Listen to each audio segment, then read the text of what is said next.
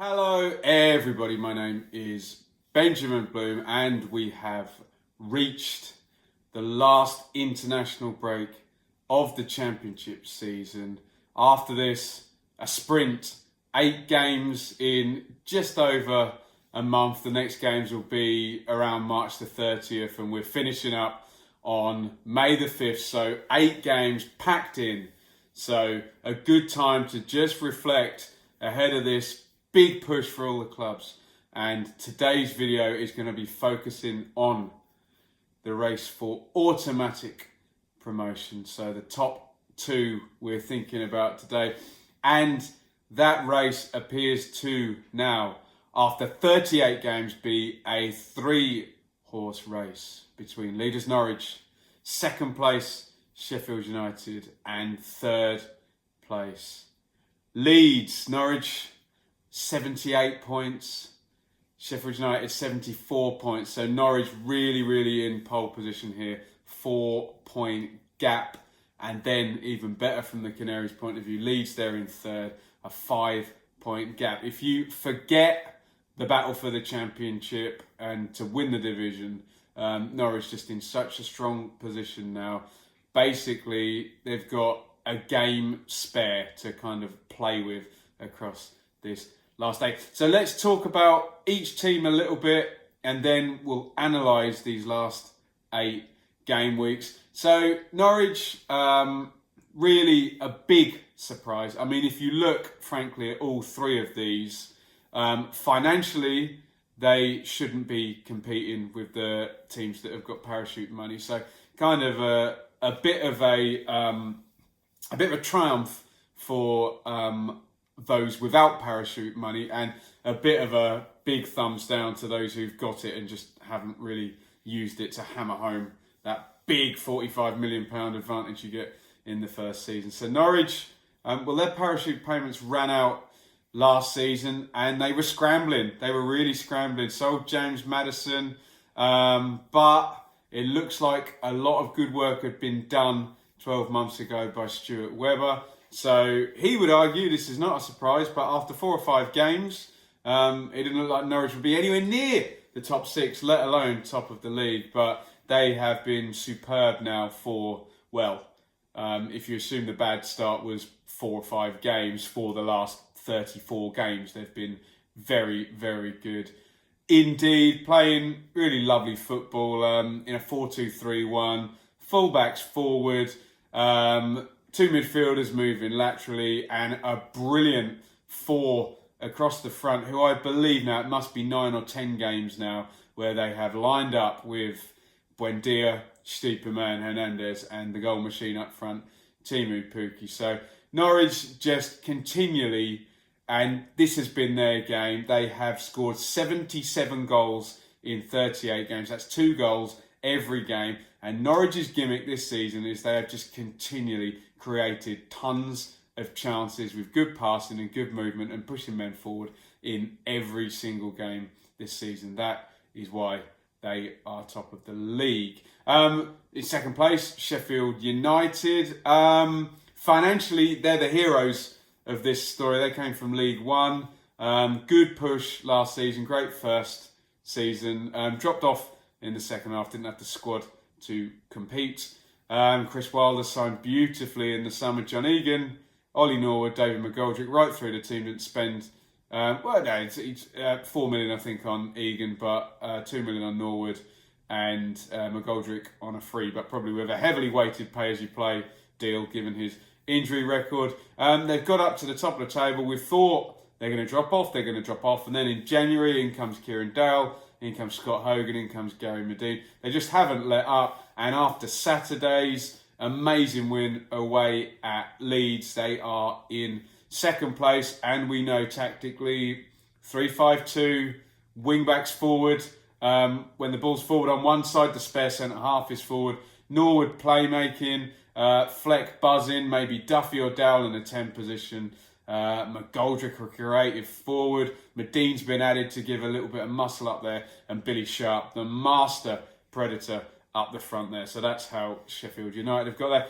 And Leeds, what a story Leeds always is. Bielsa in in the summer with a huge reputation. Maybe only Rafa Benitez and maybe for those of you with longer memories, Graham Taylor coming back after England to manage Watford with a bigger reputation in this division. And he's kind of lived up to it because Leeds haven't spent massively, bit of spending last year. Obviously dropped a big fee on Bamford, but he's really improved the players that are there. And the narrative with them is press. And what I call the Bielsa turbo mode, where Leeds can just top any team in the division in these periods where they get the swarm on and blast over everybody. But the fact that they are in third position means they haven't managed to attain those levels as consistently as Norwich and Sheffield United. Leeds in their bit of a drop-off around autumn time, Rufin Hernandez out at the same time. Brilliant run over Christmas. I think Leeds won 7 on the trot. And they're just sticking in there. Bad injury problems as well for Leeds this season. So that's where we are with the 3 teams. 8 games to go. Norwich, 4 points ahead of Sheffield United, who are 1 point ahead of Leeds. And I will tell you now, Norwich plus 29, Sheffield United plus 30. We said how good Norwich were at attacking. Sheffield United, I believe, have kept 7 clean sheets on the trot. Fact check me on that. That's how they've managed to get a better goal. Conceded 14 goals less than Norwich. Leeds plus 24. So not only are Leeds worse off on points, they are 6 goals worse off than Sheffield United and 5 worse off Norwich. That might not matter in respects of Leeds and Norwich, but I think we're going to get a tight chase for second place between Leeds and Sheffield United. So that may matter, but then we saw Leeds blast 4 off West Brom in 1 game. So, hey, who knows? So, when we get back, we are on match day 39. Let's go through these fixtures and see how we think this is going to pan out. So, match day 39, Sheffield United have Bristol City. Not the easiest. Bristol City have just had a drop-off, but they're going to have a break like everybody to reset. International break won't halt their momentum because their momentum is bad.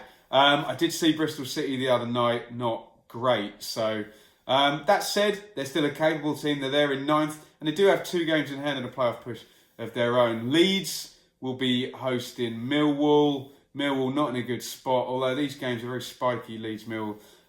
So you'd say Sheffield United have a middling game. You'd say Leeds have an easy-ish game. Norwich go to Middlesbrough. Middlesbrough not in good form, but it's Tony Pulis. He's going to have time to drill us. So you would say on that first weekend, I think Norwich away at Middlesbrough probably got the hardest game of the 3 looking at those. Then we get this weird fixture list quirk where Leeds and Sheffield United are going to start to get similar fixtures. Let's get Norwich out of the way because they play first that day. I should mention the previous game week, Norwich play at 5:30. So if Sheffield United can get the win and Leeds can get the win, it'll tighten it up. Bit of pressure on Norwich. These things are worth noting when you're in this running. So, sorry, the next match day, let's get Norwich out of the way because I think they've got an easy one here. They're QPR at home at 12:30. So they can lay down the mark and Norwich should be beating QPR. They're QPR down in 18th and they've not been on a good run, had that horrible losing streak. Also, now this game week, Sheffield United have the most difficult game. They go off up to Preston, who are in great form, who are on a playoff chase, but Preston are going to have 3 difficult fixtures themselves. So whether we see a Preston drop-off remains to be seen. So many moving parts in this. Leeds go to Birmingham, who we think before the end of the international break are going to have an FFP deduction. So Birmingham might be in all sorts of problems. If it's over 12 points, they're actually going to be in a relegation battle, Birmingham, despite having played well this season. So you would say on that next game week that Sheffield United have the hardest game going to Preston. Next one, and we're getting into this 3-game week here, and it's Leeds going to Preston. They go on the Tuesday, the first night. So we'll see how Preston's form is, but going to Preston at the moment is difficult, but they have a difficult run of their own, as I've mentioned. Then On the Wednesday, as I said, the fixtures all switching around. Sheffield United go to Birmingham. So if we make Leeds favourites to beat Birmingham, we also better make Sheffield United favourites. Norwich have Reading at home. So Norwich will be looking at if they can get through Borough.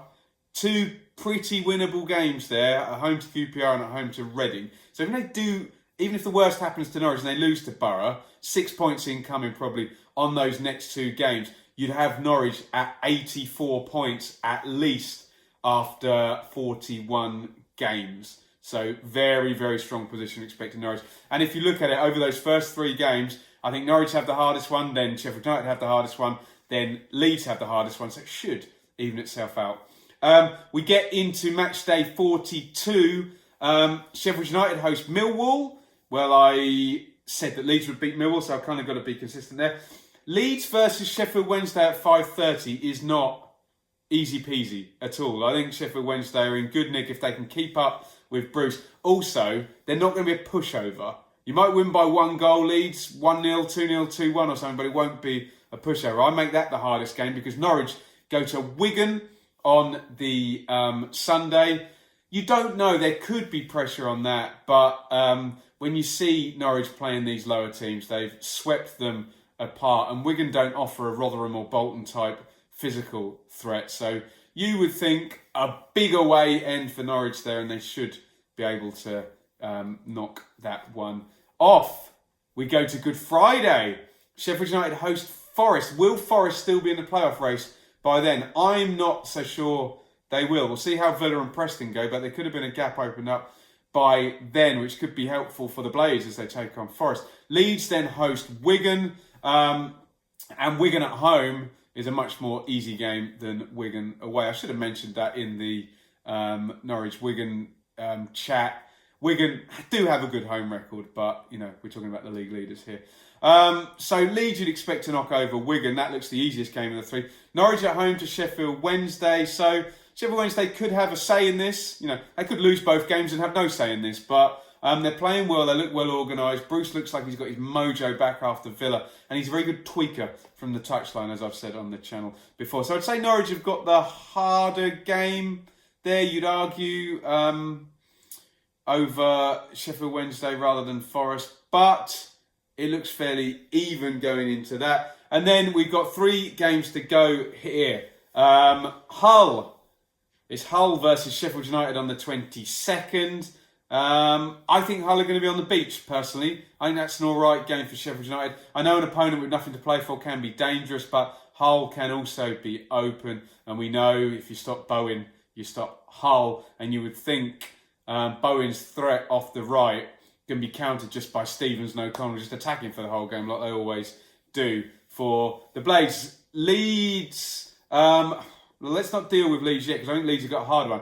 Stoke versus Norwich. Now, Stoke are pretty drab. They've drawn 17 games, but they're not conceding many goals. So you go to Stoke knowing that they could pull out a 0-0 draw. So that's not easy for Norwich, that away game there. But, you know, first versus currently 17th. But Stoke could pull a draw out. Brentford Leeds. I don't think that's an easy one for Leeds. Brentford, unpredictable, not great away from home, but certainly will hold possession. Although they're on a run of 2 straight defeats going into this, and again, we don't know by match day 44 how that's going to look. Into the last 2 games now, and Leeds have a tricky one on match day 45. This game week's a good one for Sheffield United, I have to say, because Leeds play Villa. Villa have really kicked on, and they should be pushing for a playoff place at this point. Grealish and McGinn's kicked in. Mings has improved the back 4. That's a tricky game for Leeds. Sheffield United play my team, Ipswich, who will likely be relegated by that point. So you're playing at home against a team who's already been relegated. So that, in the Leeds-Sheffield United battle, should work in Sheffield United's favour on game week 45. And remember, you can still affect stuff on game week 45. It's kind of out of your hands when you get to the last one. So that's an interesting one. Norwich at home to Blackburn. You look at these 3 Norwich home games. They've got Blackburn at home. They have got Reading at home. They've got QPR at home. You look at their total of 78 now. Surely that they're going to win all those 3 home games. That's 87 minimum. even if they fudge up all the other ones. So Norwich, I like the look of their home games in this chase. We get down to the last day, and if you're a Norwich fan, you really don't want this to go down to the last day. You want to be up before the last day, because Norwich are away at Villa, and that's not a game you want going there knowing that you need to win. So Norwich are going to want it wrapped up. Really, if they keep it as it is, they've got a 4-point lead, so just parity, they will be up by the last game, and they can relax going into this one, and it doesn't matter what the result is then. You're up. So that would be my feeling if I were a Norwich fan. Sheffield United have got the hardest game. They go to Stoke. As we've mentioned, Stoke can be good defensively and will be a tough one to break down. And if you look, Leeds are coming to my team, Ipswich. Don't know why we're in the middle of this promotion race, because the odds of Ipswich not being relegated by the last day are so minuscule, it's not true. So I'm assuming by the last day, Norwich will already be up and will probably lose to Villa and not really care while Villa are pushing for a playoff position, be Norwich's promotion party. What you could get is a situation where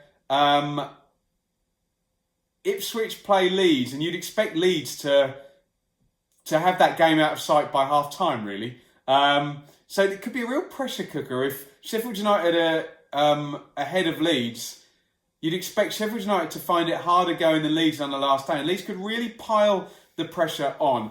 And Stoke could hold Sheffield United. This is all conjecture, obviously. It could be done by then, but I'm giving you the potentials of how it could play out. So what we could get is a really, really interesting last day. I'm not going to give you an outright prediction, but I suspect by the time we get to game week 46, Norwich, with those 3 home games, Norwich should have 90 points by the last game.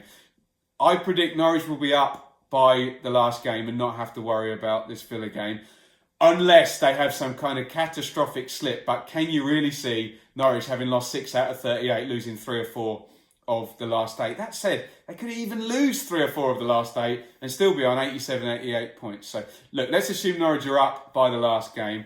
Could be very, very interesting day. Both teams away, with Leeds having an easier game than Sheffield United. I'm so fascinated to see how it plays out.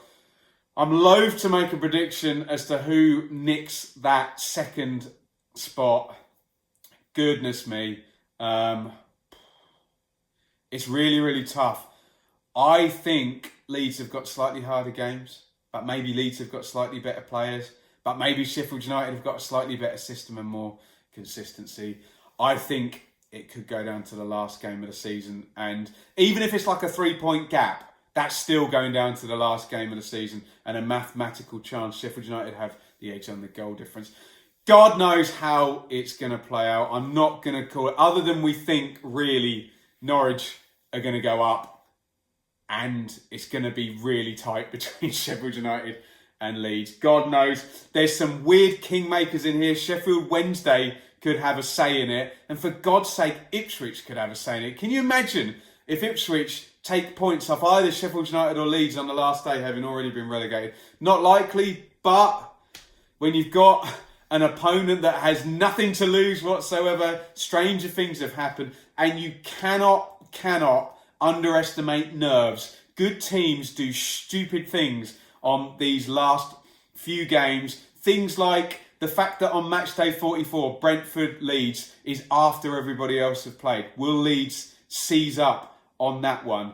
And the fact that Sheffield United got Stoke on that last day, and it might take them a while to break them down. They've got to hold their nerve. Anyway, it's going to be a fascinating